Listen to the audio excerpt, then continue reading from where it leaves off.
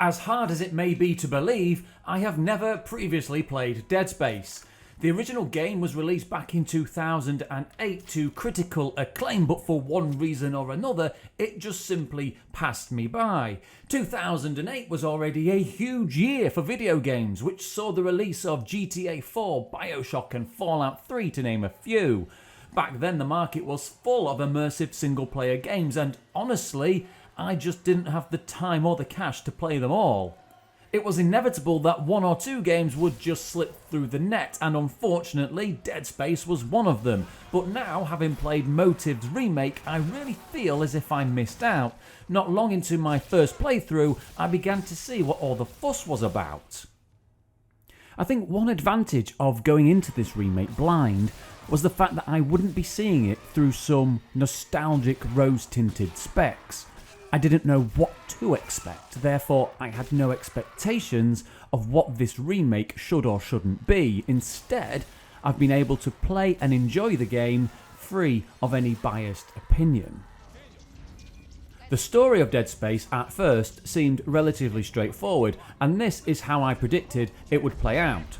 You arrive on the mining ship Ishimura, send in engineering team for maintenance and repairs. The main character has a love interest on board. The revelation that the crew are dead or missing, alien zombies, find love interest, escape, live happily ever after.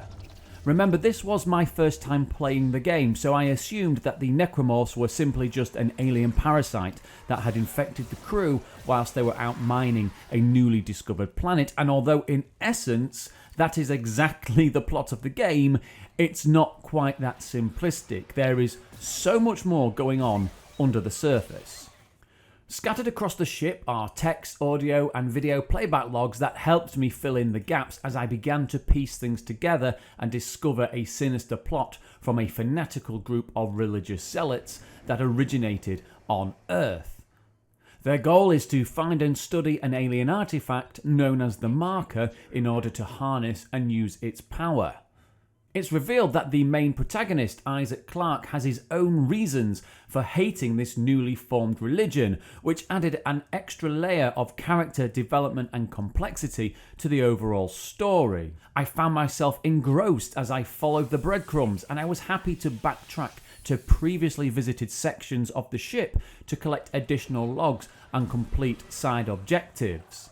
Now, I am a huge sci-fi fan, be it books, film, TV or video games. The Alien movies, for example, are some of my all-time favourites, and Creative Assembly's 2014 Alien Isolation is easily up there in my top 10 favourite games.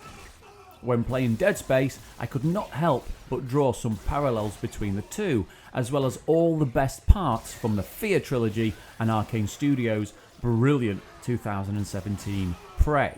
Although in truth, the development of those respective titles probably drew inspiration from the Dead Space 2008 release. The game has a dark, claustrophobic feel, and when twinned with a haunting soundtrack, it really does a great job of keeping you on edge. The game really does give you the feeling that you are the star of the show in your own psychological horror movie, whether you like it or not. You can feel the tension building with every deliberate and methodical step Isaac takes, from the thud of his boots on the metallic floors to moments of uneasy silence before the storm and the chilling screams travelling through the floors of the ship ensured I became immediately immersed. It is said that in space nobody can hear you scream, and never has a truer word been spoken. There were some genuinely unsettling moments throughout my playthrough that often made me feel uneasy and uncomfortable. But all these moments, however, contributed to an incredible single-player survival horror experience. The terrifying necromorphs in all of their various different forms will challenge your skill in combat, which varies with the different difficulty settings. But they will absolutely have you on toast if you let your guard down even for a second. It's very easy to find yourself trapped between two or more enemies with no escape route, so quick thinking and a quick trigger finger is required. The game's combat is unique in the sense that in order to win a fight quick and easy, you're required to shoot off limbs to immobilise your foe. Headshots just won't cut it with these abominations. Being efficient is key, and I would often find myself running low on ammo, health and stasis recharge packs, resulting in being a nervous wreck after each large-scale fight. Combat in this game can really test a player's ability. I actually felt vulnerable when all my ammo was close to depletion, something I rarely feel when playing other games. I think this is mainly due to the fact that other titles in this genre offer a selection of melee weapons, which is handy if you're trying to preserve ammunition.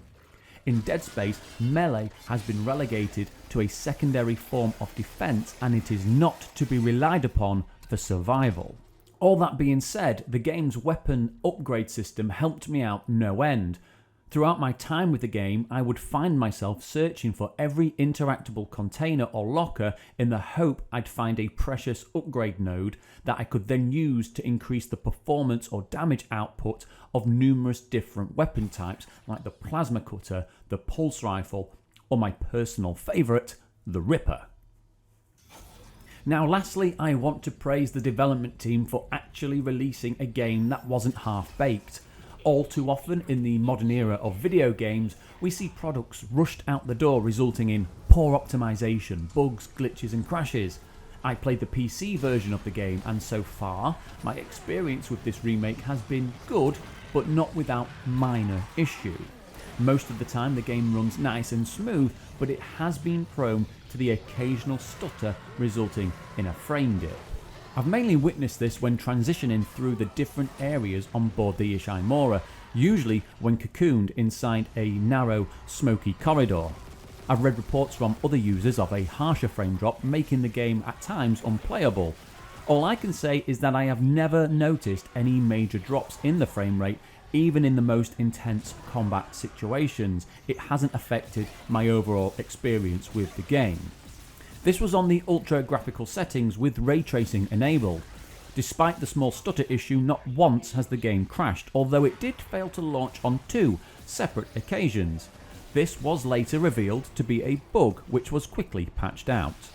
As far as single player games go, Dead Space Remake is certainly up there with one of the best, and I think I owe it to the original development team to go back and play their version of the game.